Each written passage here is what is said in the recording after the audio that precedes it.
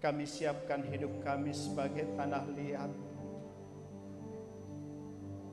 untuk dibentuk oleh-Mu ya Bapa, melalui karya Roh Kudus di dalam kehidupan kami. Biarlah hidup kami ini menjadi harta yang berharga di hadapan-Mu. Oleh karena itu Bapa, milikilah kami.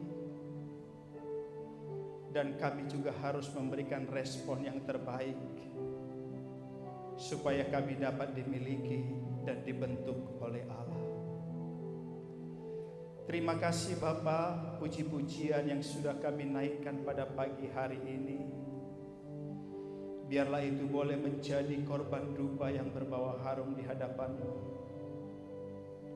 Ampuni kami jika persembahan puji-pujian kami masih belum berkenan atau menjadi pujian terindah di hadapan-Mu. Tetapi dari dalam hati kami ingin terus belajar, supaya bukan hanya lewat nyanyian kami, terlebih di dalam perbuatan kami ingin memuji dan memuliakan nama-Mu.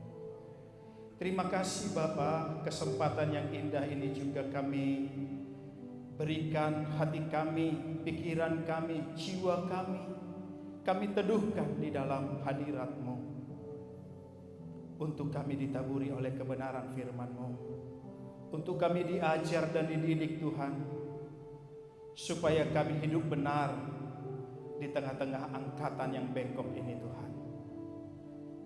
Terima kasih Tuhan, pemberitaan firman-Mu ini kami serahkan ke dalam tangan-Mu. Hamba-Mu yang menyampaikan kebenaran firman-Mu terbatas adanya.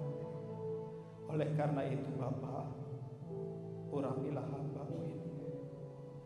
Biar setiap perkataan yang keluar dari mulut lidah hamba-Mu adalah perkataan-Mu yang akan mengubahkan kami sekalian, supaya kami hidup benar di hadapan-Mu. Kami akan duduk dengan manis mendengarkan kebenaran firman-Mu. Berbicaralah kepada kami. Kami siap mendengar. Di dalam nama Tuhan kami Yesus Kristus, kita yang siap menerima kebenaran firman Tuhan, sama-sama kita katakan amin. Ya, silakan duduk Bapak Ibu. Ya, salam Bapak Ibu. Kesempatan yang sungguh indah kembali kalau kita masih boleh duduk bersama-sama memuji dan memuliakan nama Tuhan. Terlebih pada pagi hari ini kita akan belajar bersama-sama supaya Bapak Ibu, tujuan berkhotbah itu sebenarnya Bapak Ibu itu harus mengubah paradigma atau mindset kepada orang yang mendengarkan dan juga orang yang menyampaikan. Jadi berkhotbah itu sebenarnya Bapak Ibu harus ada implikasi yang nyata. Baik yang menyampaikan kebenaran firman Tuhan, baik yang mendengarkan kebenaran firman Tuhan yang disampaikan, seharusnya kita harus dapat mengimplementasikannya di dalam kehidupan kita, supaya kita memiliki hidup yang benar di hadapan Tuhan. Bapak Ibu yang dikasihi oleh Tuhan, beberapa minggu kemarin disampaikan oleh hamba Tuhan di tempat, yaitu Bapak Andreas. Saya masih ingat khotbah yang disampaikan oleh beliau, sungguh menegur kita, mengingatkan kita tentang perjalanan kehidupan kekristenan kita. Yang disampaikan itu adalah kisah perjalanan bangsa Israel keluar dari tanah Mesir. Dan perjalanan yang sama yang harusnya dijalani oleh kekristenan itu sama dengan perjalanan yang telah dilakukan oleh bangsa Israel. Tetapi Bapak Ibu, harus kita ketahui apa yang terjadi dari kisah perjalanan bangsa Israel. Kalau dicatat di dalam Alkitab Bapak Ibu, bangsa Israel itu keluar dari tanah Mesir itu jumlahnya, kalau jumlah pastinya kita tidak mendapat informasi. Tetapi ditulis dalam Alkitab, jumlah bangsa Israel yang keluar pada saat itu kalau dihitung laki-laki saja itu sekitar 600.000 lebih. Itu laki-laki yang sudah dewasa dan dianggap mampu berperang.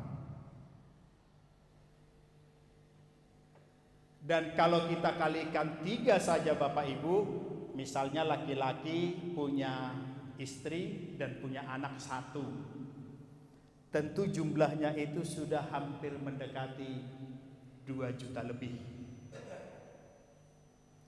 Tahukah Bapak Ibu, banyak mujizat, banyak penyertaan Tuhan yang telah dinyatakan oleh Allah, baik sebelum keluarnya bangsa Israel dari tanah Mesir, demikian juga dalam perjalanan sepanjang 40 tahun, Allah Bapa menyatakan banyak mujizat.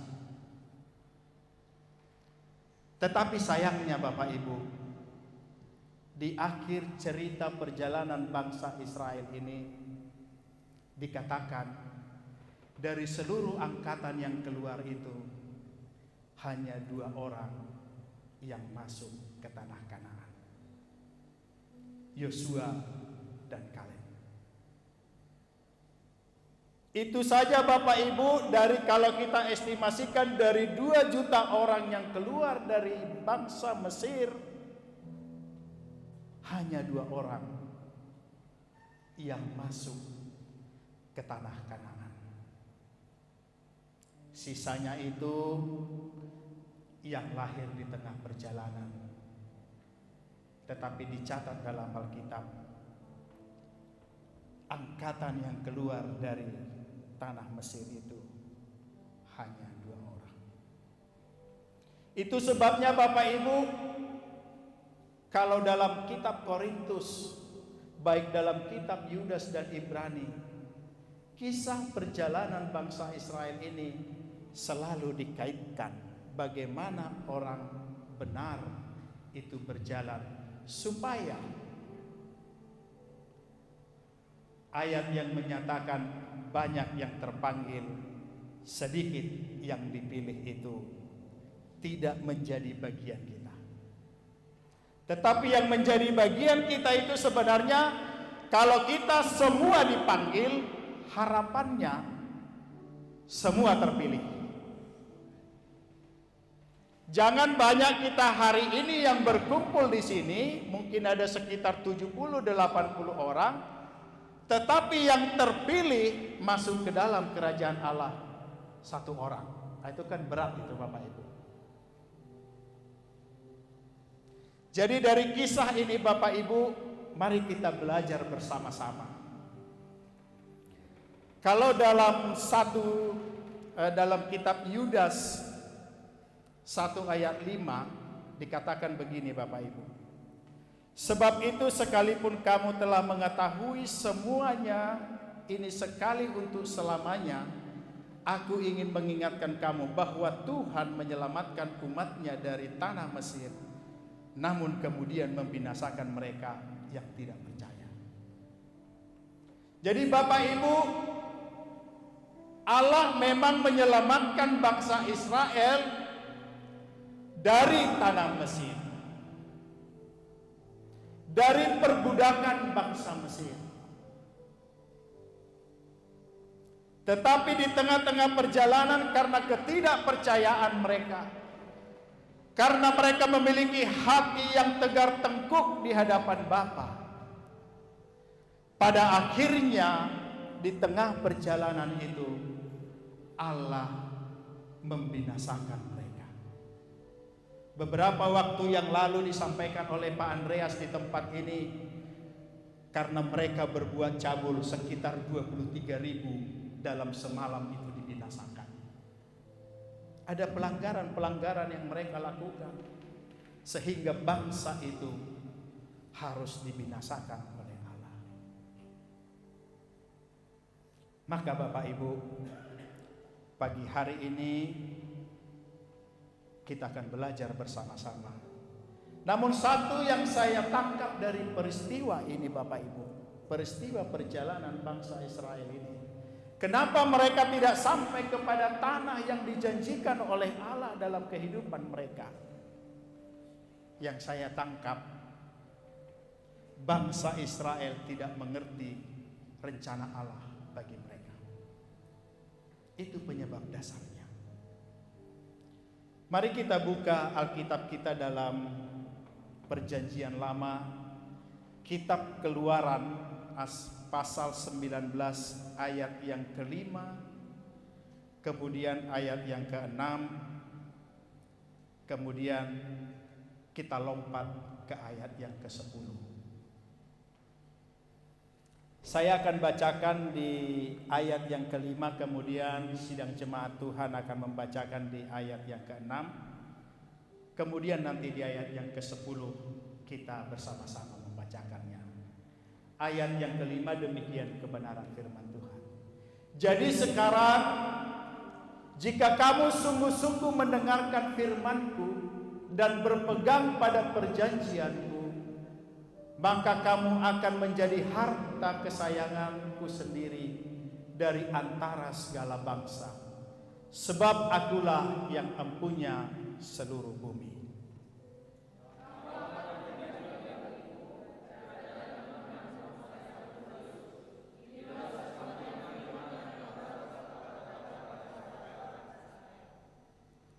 Ayat yang ke-10 sama-sama kita baca.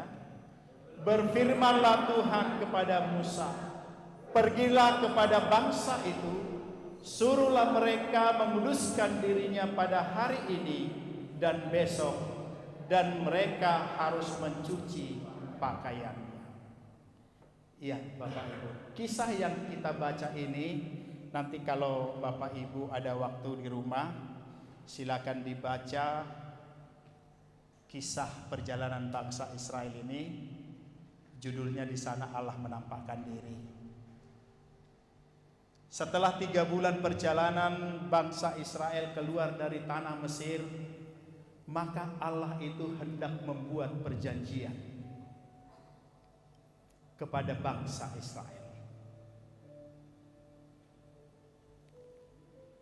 Dan seharusnya kalau kita membaca kebenaran firman Tuhan ini, kalau kita merenungkan, sesungguhnya yang disampaikan, yang diingini oleh Allah bagi mereka itu sungguh mulia.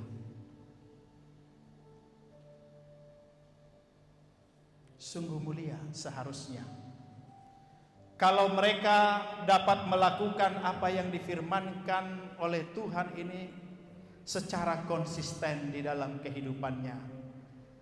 Kalau menurut hemat saya, mereka tidak akan dibinasakan di dalam perjalanan mereka menuju tanah Kanaan. Seharusnya mereka ketika mereka keluar dari tanah Mesir dan semuanya akan masuk ke tanah Kanaan. Tetapi dikisahkan dalam Alkitab itu mereka gagal. Mereka gagal. Hanya 2 yang masuk. Yang 2 masuk ini Bapak Ibu, ini juga merupakan gambaran kita dalam kekristenan kita hari-hari ini. Mungkin jumlahnya banyak, mungkin miliaran, mungkin jutaan, tetapi berapa banyak kita yang akan terpilih? Berapa banyak kita yang akan masuk menikmati kerajaan Allah?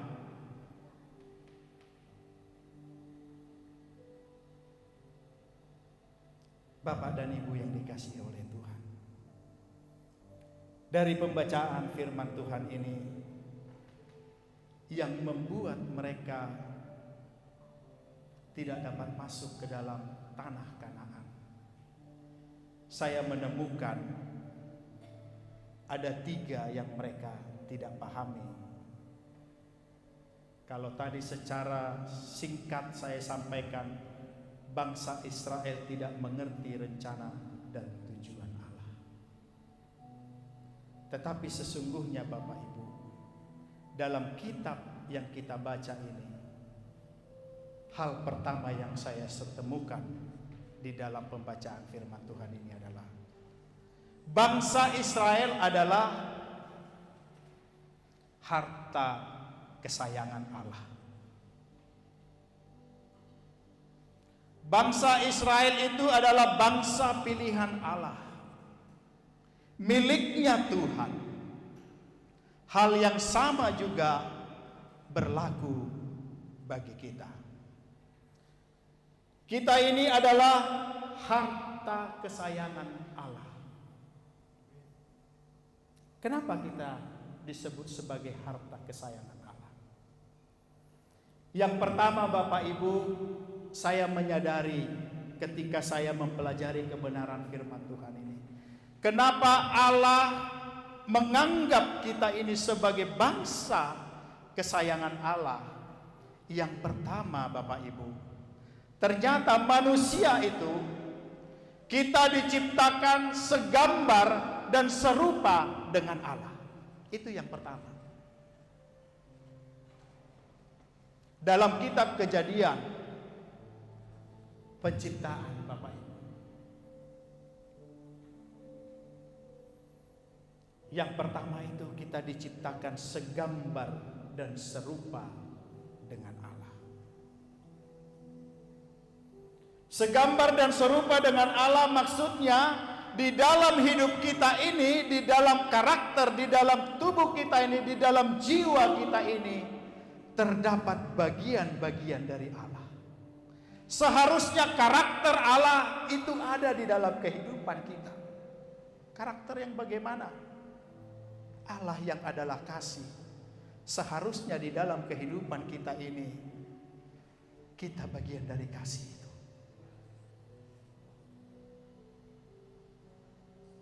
Ada bagian Allah yang diberikan kepada hidup kita. Maka berhati-hatilah Bapak Ibu menggunakan hidupmu. Kalau hidupmu engkau pakai untuk hal-hal yang tidak berkenan, hal-hal yang menyakiti orang lain, yang dalam perkataan kita, setiap yang kita katakan bisa melukai orang lain, maka tindakan kita itu sudah menghancurkan karakter Allah. Kita yang sudah disebut sebagai pengikut Kristus, kalau perilaku kita, tindakan kita masih menyakiti sesama kita, maka orang di luar kita akan membaca orang Kristen, Tuhannya orang Kristen itu adalah Tuhan yang berbuat jahat. Kenapa? Keadaan kita, hidup kita ini sebenarnya adalah bagian dari Allah. Yang kedua, kenapa hidup kita ini berharga? Nafas yang diberikan oleh Allah dalam kehidupan kita. Ketika Allah membentuk manusia itu dari tanah, maka Allah menghembuskan nafas kehidupan. Yang nafas yang dihembuskan itu adalah bagian dari diri Allah. Ada sesuatu yang keluar dari diri Allah, itu dimiliki oleh manusia. Maka mengapa kita berharga? Yang pertama, kita diciptakan itu menurut gambar dan rupa Allah. Yang kedua, nafas yang kita miliki itu bagian Allah yang dihembuskan, yang diberikan kepada kita. Yang ketiga itu ada mandat prokreasi.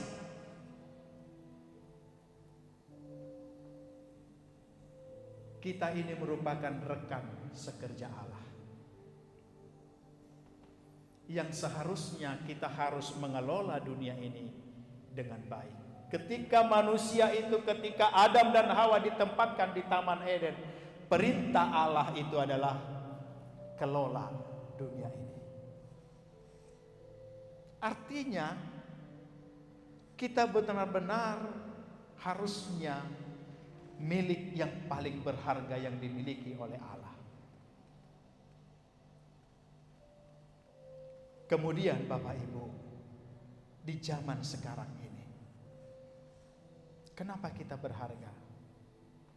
Ingatkah Bapak Ibu yang akan kita rayakan nanti hari Jumat? Penebusan Tuhan Yesus akan dosa-dosa kita. Kita akan merayakan. Sehingga di Yohanes 3 ayat 16 itu, karena begitu besar kasih Allah akan dunia ini. Karena kebesaran kasih Allah akan dunia ini, Ia telah mengaruniakan anaknya yang tunggal, menebus dosa-dosa kita. Maka itulah yang membuat kita adalah harta yang paling berharga di hadapan Allah. Kalau bagi bangsa Israel, seharusnya mereka menyadari ketiga hal yang pertama tadi. Yang pertama, dia harus menyadari bahwa dia diciptakan menurut gambar dan rupa Allah. Yang kedua, dia memiliki nafas yang langsung dihembuskan oleh Allah. Yang ketiga, dia harusnya menjadi rekan sekerja Allah. Dan kita hari ini 3+1. Kenapa +1? Ada korban Yesus, ada karya Bapa dalam kehidupan kita, menebus hidup kita. Karena itulah kita berharga.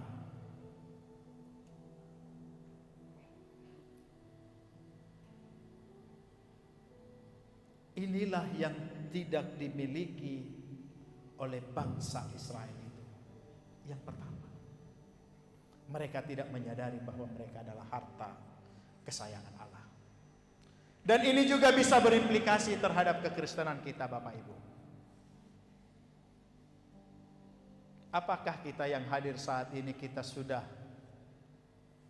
merasakan atau menyadari bahwa sesungguhnya hidup kita ini berharga di mata Tuhan?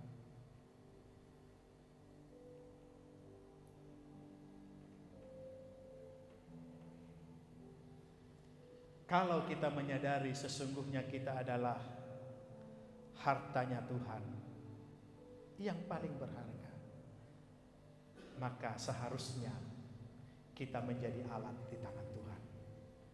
Menjadi alat, menjadi harta yang akan dipergunakan oleh Bapa kita. Menjadi kesaksian di dalam kehidupan kita sehari-hari. Yang kedua, Bapak Ibu, dari pembacaan kebenaran firman Tuhan tadi, kita harus menyadari bahwa kita adalah harta kesayangan Allah. Yang kedua, kita harus mengerti tujuan dan rencana Allah akan kehidupan kita. Kalau tadi dituliskan dalam Keluaran pasal 19 ayat yang ke-6, kamu akan menjadi bagiku kerajaan, imam, dan bangsa yang kudus.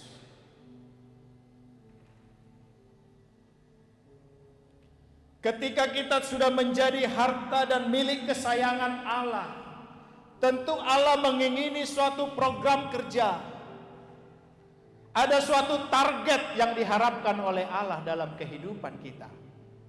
Baik kepada kehidupan bangsa Israel, sebenarnya ada target yang diberikan oleh Allah. Ada hal-hal yang diinginkan oleh Allah bagi mereka.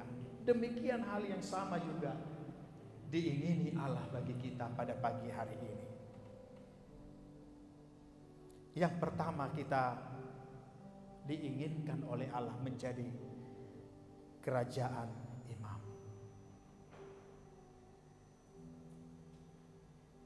Artinya Bapak Ibu, kita menjadi rekan-rekan sekerja Allah di dalam kerajaan Allah, di dalam membangun kerajaan Allah itu harusnya kita menjadi pekerja atau imam.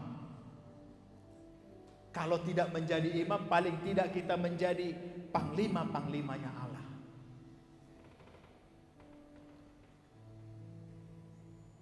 Ini yang harus kita sadari, bahwa kita ini Allah memilih kita karena kedatangan Yesus ke tengah-tengah dunia ini. Ia ingin membangun sebuah kerajaan yang di dalamnya saya dan saudara, ketika langit dan bumi ini berlalu, kita akan dipindahkan kerajaan Allah. Tetapi bagaimana kita mencapai langit baru dan bumi yang baru itu? Supaya kita dapat masuk ke sana Bapak Ibu, semenjak dari bumi ini kita harus mengerjakan. Kita harus menjadi pelayan Allah. Kalau ditulis dalam kerajaan imam, artinya kita sendiri langsung dipimpin oleh Allah.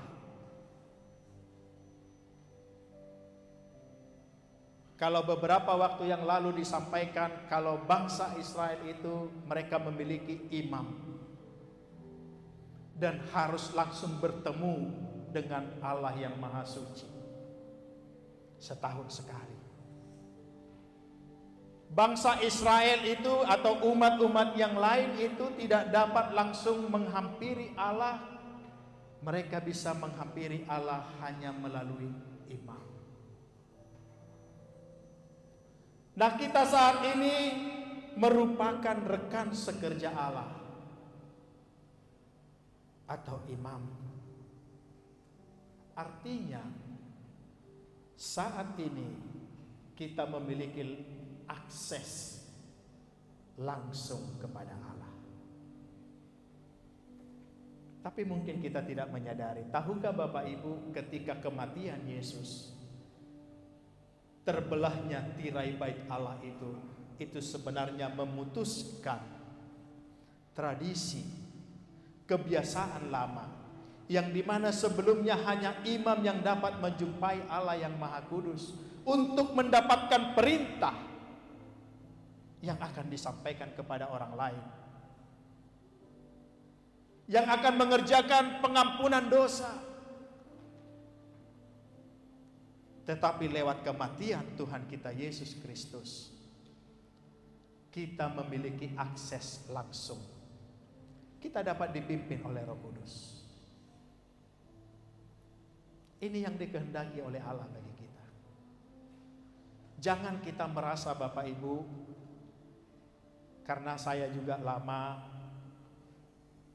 beribadah terhadap satu denominasi, yang seakan-akan segala sesuatunya itu ada dalam perlindungan hamba Tuhan. Sebenarnya Bapak Ibu, saya menyadari hari-hari ini, semua kita yang hadir pada saat ini memiliki akses yang langsung kepada Allah. Kita bisa dituntun oleh Roh Kudus. Karena kehendak Allah terhadap diri kita masing-masing, terhadap saya, terhadap Pak Darson, terhadap Pak Riston berbeda-beda Bapak Ibu. Kehendak Allah itu berbeda-beda.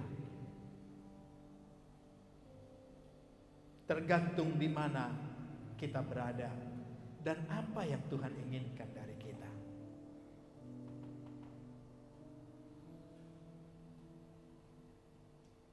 Seharusnya kita menjadi pelayan-pelayan Allah langsung. Kemudian Bapak Ibu, kita ini kalau kerajaan imani itu artinya setelah kita mendapatkan perintah langsung dari Allah yang Maha Kudus, kita juga akan menjadi penyalur berkat.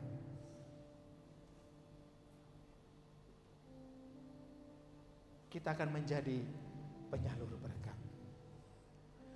Kemudian kita akan menjadi pemimpin yang membawa orang lain semakin dekat kepada Tuhan. Maka semenjak dari bumi ini, Bapak Ibu, mari berkomitmen di dalam hati kita. Kita harus menjadi pelayan Allah, menjadi penyalur berkat Allah, mendapatkan tuntunan langsung dari Allah. Dan lewat tuntunan itulah Bapak Ibu, kita bisa membawa orang lain, membawa saudara-saudara kita, membawa teman sekerja kita, membawa keluarga kita. Kita arahkan menuju panggilan, menuju Allah. Tetapi kalau kesadaran bahwa kita ini rekan sekerja Allah tidak ada di dalam kehidupan kita, bagaimana kita bisa membawa orang lain? Kalau kehidupan kita ini masih amburadul Bapak Ibu, bagaimana kita menjadi kesaksian bagi orang lain?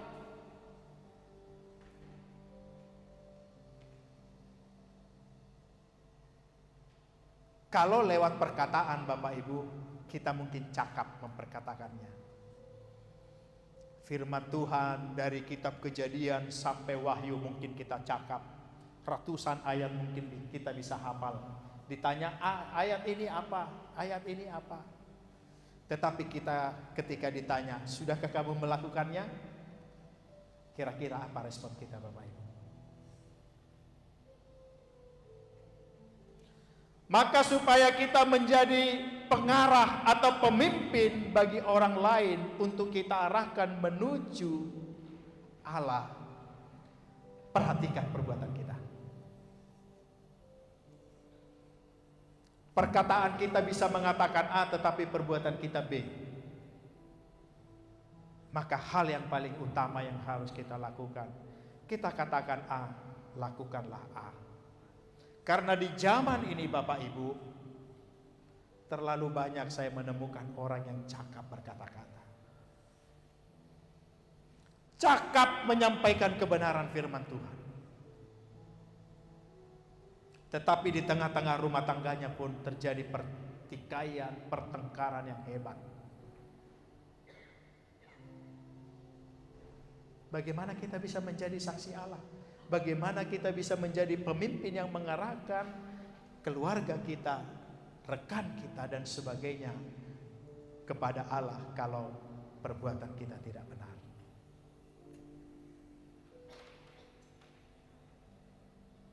Maka mari kita mulai mengoreksi diri kita. Allah bertujuan menjadikan kita kerajaan imam dan bangsa yang kudus. Bangsa yang kudus ini Bapak Ibu artinya kita harus dipisahkan dari tengah-tengah dunia ini. Kita harus dipisahkan, kita tidak sama dengan dunia ini lagi. Tidak samanya di bagian apa Bapak Ibu? Yang pertama itu karakter kita tidak boleh sama dengan dunia ini. Karakter kita itu harus berubah.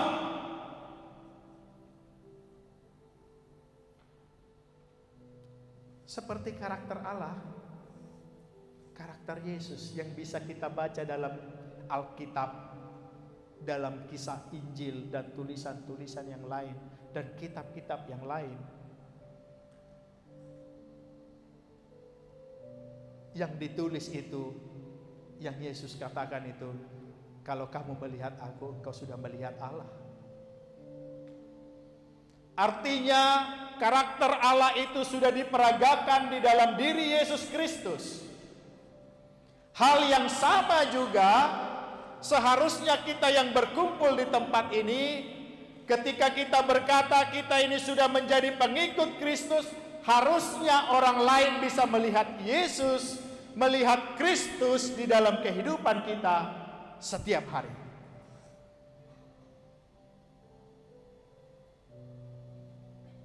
Di dalam pekerjaan kita, orang lain akan melihat, oh itu betul sebagai pengikut Kristus. Dia melakukan pekerjaannya tepat seperti yang Tuhan mau.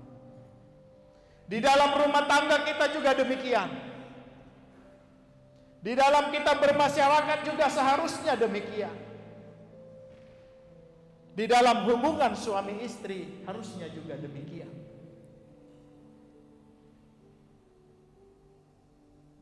kita harus dipisahkan dari dunia ini. Kalau dunia ini menyatakan misalnya bermain misalnya di luar sana menipu, itu dianggap biasa-biasa saja di dunia ini. Berselingkuh itu bagi dunia ini biasa saja. Tetapi yang dikatakan kita dipilih menjadi bangsa yang kudus, yang seharusnya kita terpisah dari kegiatan, dari kebiasaan-kebiasaan yang sudah melenceng dari kebenaran firman Tuhan. Kita harus dipisahkan Bapak Ibu. Kita harus berkarakter seperti Allah.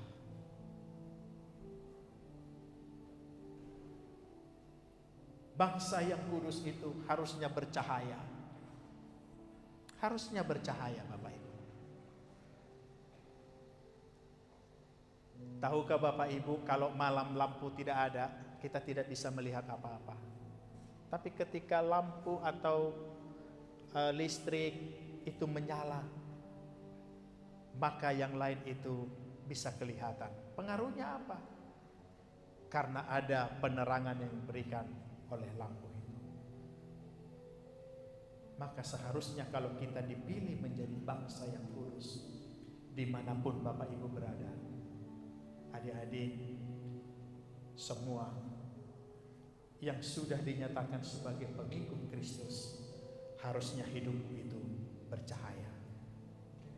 Dengan hidupmu bercahaya itu akan menjadi kesaksian, menjadi suratan Allah yang terbuka, yang akan bisa dibaca oleh orang lain. Sehingga orang lain akan tertarik, kira-kira siapa orang itu? Kenapa bisa seperti itu?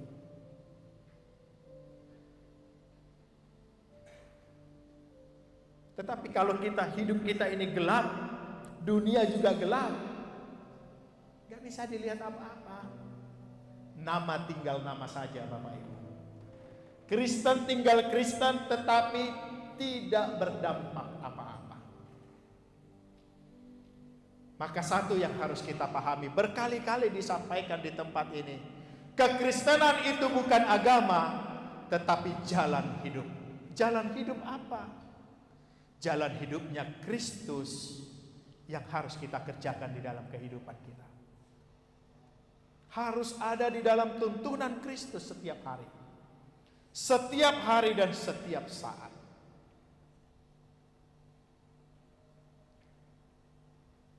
Yang terakhir Bapak Ibu, setelah kita ini adalah harta kesayangan, kemudian kita tahu tujuannya. Tetapi Bapak Ibu, Allah tidak akan bisa memakai kita kalau kita tidak hidup kudus. Allah tidak akan pernah dapat mempergunakan kita sebagai alat yang tepat di tangannya kalau hidup kita ini masih amburadul. Itu sebabnya kalau kita baca tadi di ayat yang ke-10, berfirmanlah Tuhan kepada Musa, pergilah kepada bangsa itu, suruhlah mereka menguduskan diri pada hari ini dan besok. Artinya Bapak Ibu, kepada kita yang hadir pada hari ini, kita bisa merasa kita kudus saat ada di rumah Tuhan ini, tetapi besok belum tentu. Tetapi ayat ini mengatakan, kuduskanlah kita pada hari ini. Kalau firman ini datang kepada kita hari ini, besok itu bukan hanya hari Senin. Bisa tahun depan, bisa sampai kita mati nanti, itu judulnya besok juga. Maka setiap hari kita harus berusaha menguduskan diri kita. Kalau kita tidak menguduskan diri kita Bapak Ibu, Allah tidak akan pernah memakai kita. Ini juga yang saya perjuangkan hari-hari ini Bapak Ibu. Saya pun bergumul Bapak Ibu. Saya bergumul setiap hari. Hari Sabtu kemarin saya gagal Bapak Ibu. Gagal. Meskipun tidak marah, tetapi dalam hati ada kedongkolan. Bagaimana tidak Bapak Ibu? Saya pergi berobat ke rumah sakit Sabtu minggu kemarin ya. Berobat. Kami berangkat dari rumah sekitar jam 9 lewat atau setengah 10. Berobat, cek segala macam. Sampai jam setengah 6 gak siap-siap Bapak Ibu. Sehari. Bisa bayangkan ya Bapak Ibu, berangkat ke sana hanya sarapan pagi, dalam masa perobatan tersebut tidak makan. Ngantri lah ini di pembayaran. Kita mau ngasih uang ini dengan rumah sakit ya, kita mau bayar. 2 jam Bapak Ibu ngantrinya. Waduh, dongkol. Dongkol memang. Naik juga ya. Akhirnya sudah karena tidak tertahan lagi saya bilang, oke, saya nggak usah ngambil obat, hitung saja. Kemudian kami tinggalkan. Di dalam perjalanan ketawa istri saya bilang, nggak lulus. Nggak lulus. Sampai malam harinya kami ke Batu Haji, ada acara rapat kumpulan. Kami ditabrak di simpang base camp itu, ditabrak. Tapi di situ saya menang. Kenapa saya menang? Saya tidak marah Bapak Ibu. Saya senyum aja, nggak apa-apalah. Ya kalaupun rusak-rusak nggak masalah. Senyum aja. Bisa menang. Tetapi ada saat-saat tertentu memang Bapak Ibu yang harus kita perjuangkan supaya hidup kita ini tetap hidup kudus. Harus terkoneksi dengan Tuhan. Harus terkoneksi dengan Tuhan. Kalau kita tidak ada dalam tuntunan Roh Kudus, kacau Bapak Ibu. Kacau. Kacau. Maka kita harus berjuang untuk menguduskan diri kita supaya kita bisa dipakai oleh Allah.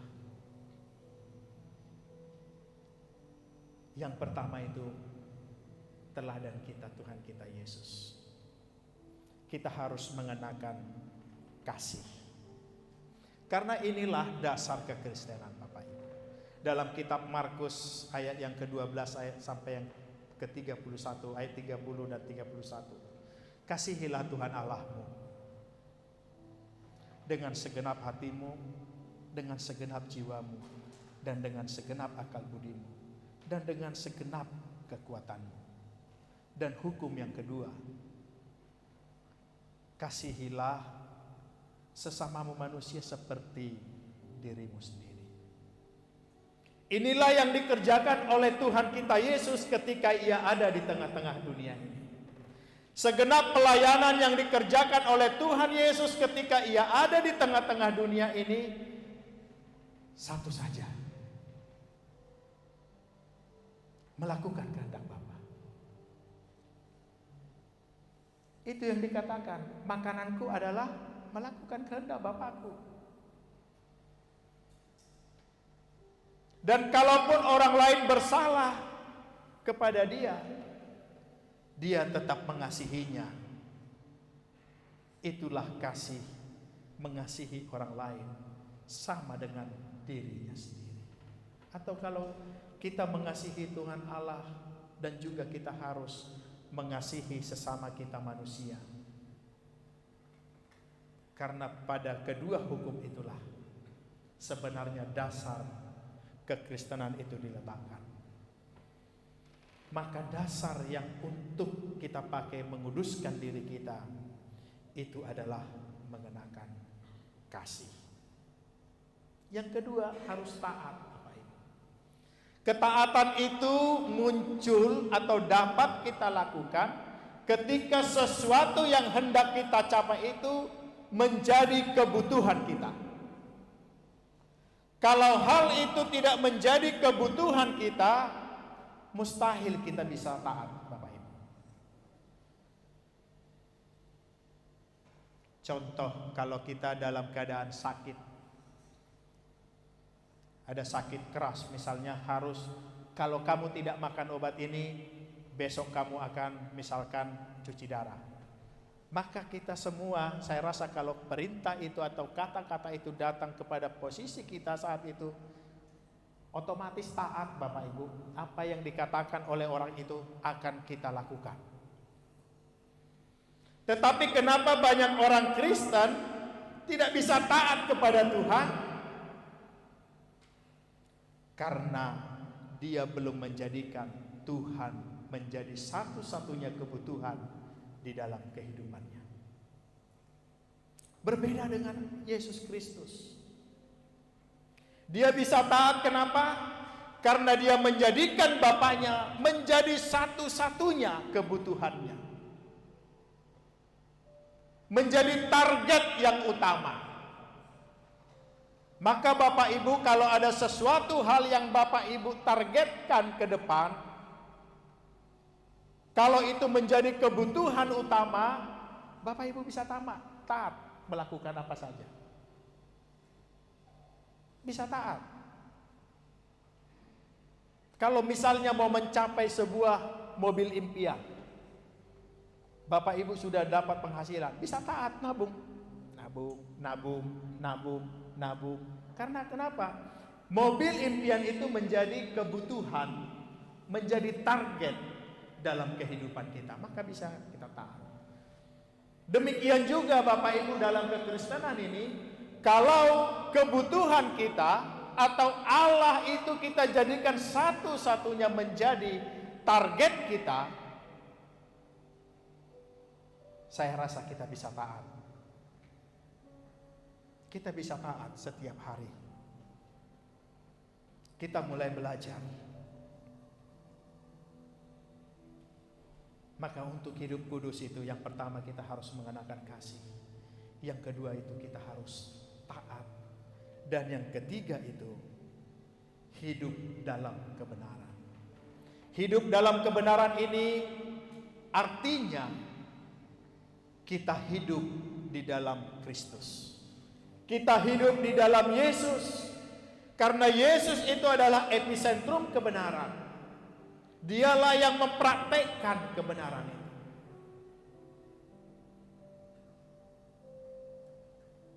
Maka teladannya harus kita kerjakan. Apa yang dilakukan oleh Tuhan Yesus di dalam kehidupannya, itu juga yang harus kita kerjakan. Yaitu kita harus mematuhi setiap segenap apa yang diajarkan ketika ia ada di tengah-tengah dunia ini.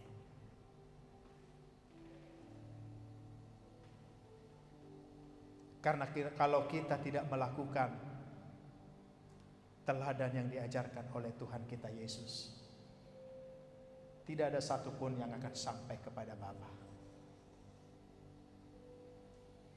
Tidak ada seorang pun yang akan sampai kepada Bapa kalau tidak melalui Dia. Yang pertama, Dia sudah mengerjakan keselamatan di kayu salib dengan menebus dosa-dosa kita, dihapuskan. Tetapi untuk dapat berjalan mengerjakan keselamatan kita day by day, setiap hari, tidak ada jalan satu-satunya kecuali kita mengerjakan teladan yang diajarkan oleh Tuhan kita Yesus. Karena dengan jalan demikianlah Bapak Ibu, di akhir kehidupan kita, kita akan masuk ke tempat perhentian Allah yang Maha Tinggi.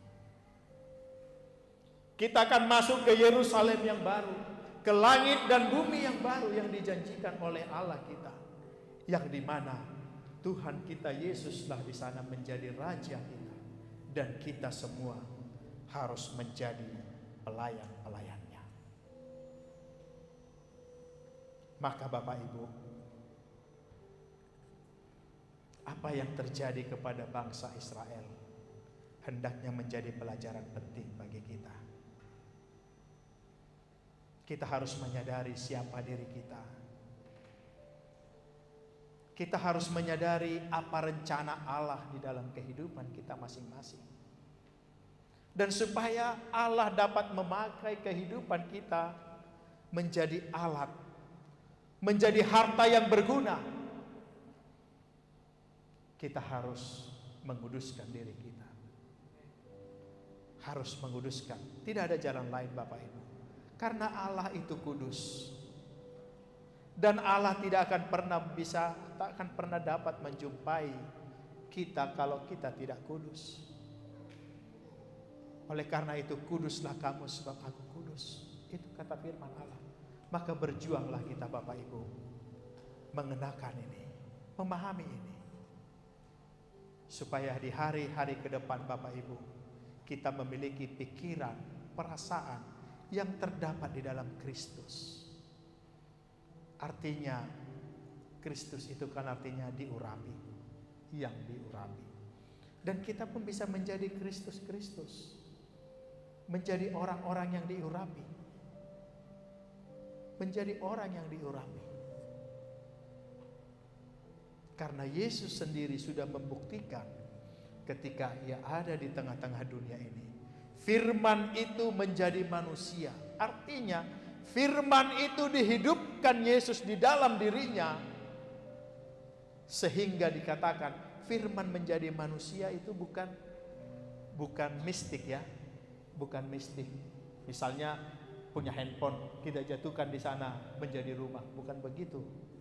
Tetapi firman itu menjadi daging, artinya firman itu dihidupi oleh Yesus di dalam dirinya sampai Ia mengalami kesempurnaan. Karena Yesus itu bertumbuh, berproses. Oleh karena itu Bapak Ibu, kalaupun keadaan keimanan kita hari ini belum benar di hadapan Tuhan, kita juga harus berprogres.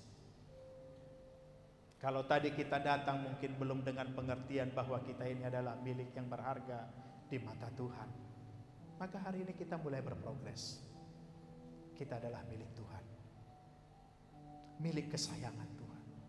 Karena ada bagian Allah di dalam kehidupan kita, maka berhati-hatilah mempergunakan tubuh kita. Kebenaran firman Tuhan ini menjadi perenungan bagi kita bersama-sama. Mari kita terus berjuang supaya kelak kita masuk di perhentian di mana Allah ada, di mana Kristus ada, di mana Yesus ada. Di situ juga kita akan berada. Harapan kita untuk semua sidang jemaat Tuhan. Kebenaran firman Tuhan sampai di sini. Mari saya jemput kita sama-sama bangkit berdiri, dan WL, Stasinger, saya undang maju ke depan. Kita angkat pujian kepada Tuhan, pulihkan aku Tuhan.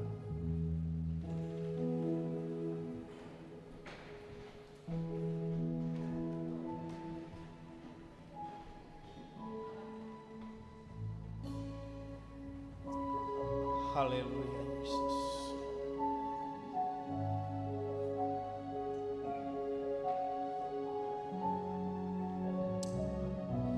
Terima kasih Tuhan.